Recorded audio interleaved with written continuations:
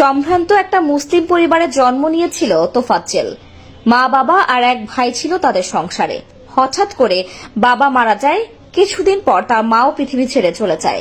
বড় ভাই পুলিশে চাকরি করত, তবে ভাগ্যের নির্মম পরিহাস, সংসারের হাল ধরার মতো বড় ভাই নামক বটগাছটি ক্যান্সার রোগে আক্রান্ত হয়ে 2 বছর আগে মারা যায়। এরপর তোফাজ্জলের পৃথিবীতে আপন বলতে আর কেউ নেই। তবে তোফাজ্জল ছোটবেলা থেকেই পড়াশোনায় খুব মনোযোগী ছিল। ছাত্র হিসেবেও খুব ভালো ছাত্র ছিল। পড়াশোনার এক পর্যায়ে জড়িয়ে পড়েন রাজনীতির সাথে। শুরুতেই ইউনিয়ন ছাত্রলীগের সভাপতির পদ পান।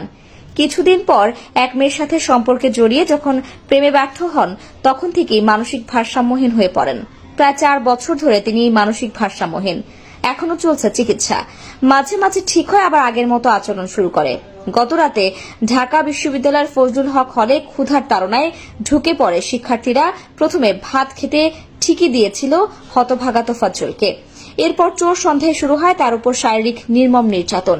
এ সময় বাড়িতে কল দিয়ে চাওয়া হয় 2 লক্ষ টাকা মুক্তিপণ। বলা হয় টাকা না দিলে মেরে ফেলা হবে তোফাজ্জলকে। বাড়ি থেকে টাকা দিতে ব্যর্থ হওয়ায় ঠিকই তাকে পিটিয়ে হত্যা করা হয়। বিষয়টি নিয়ে সামাজিক যোগাযোগ মাধ্যম থেকে শুরু হয় চাঞ্চল্যের। বাংলাদেশের সুনামধন্য একটি শিক্ষা প্রতিষ্ঠানে এরকমের হত্যাকাণ্ড কোনোভাবেই মানতে চাচ্ছে না সুশীল সমাজ।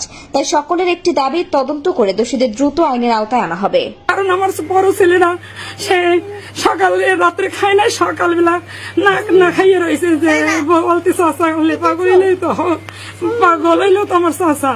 তো ওর বিচার হোক, এইভাবে ওদের বংশটা এরকম হবে কোনোদিনও আসলে কল্পনা করিনি।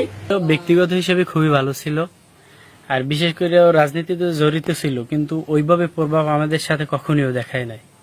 খুব ভালো একটা ছেলে ছিল, মেধাবীও ছিল। আর বিশেষ করে আর বাবাই মারা গেছে, অনেক দিন হয়ে গেছে। তারপর ভাই বা একটা বড় ভাই ছিল, সেও ক্যান্সারে মারা গেছে। ওর তো আর জগতে আপন বলতে কেউই নাই। ওই রকমের ওর যে ছায়া দিয়ে রাখবে ওইভাবে কেউই নাই। আসলে চলতো কিভাবে, কি মানে টাকা পয়সা? না, টাকা পয়সা চলতো কারো কাছ থেকে, বন্ধু বান্ধব ছিল যারা 500 1000, তাও আবার ওইভাবে না, পাও ধরে চাইতো, ভাই আমারে 50টা টাকা দে।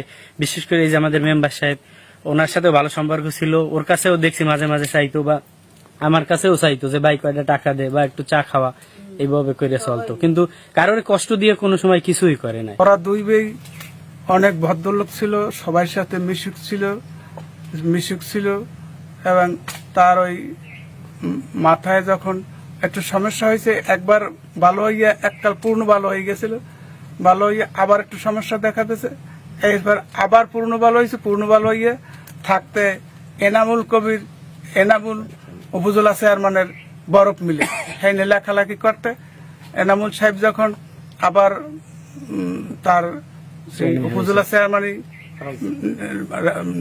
ধ্বংস হয়ে যায়, তখন হইতে আবার সে বাইরে নেমে গেছে।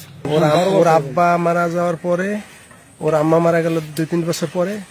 তারপর ওর বড় ভাই এসআই উনি নাসির সাহেব, উনি মারা গেল 2-3 বছর পরে। ওর মামা, হ্যাঁ।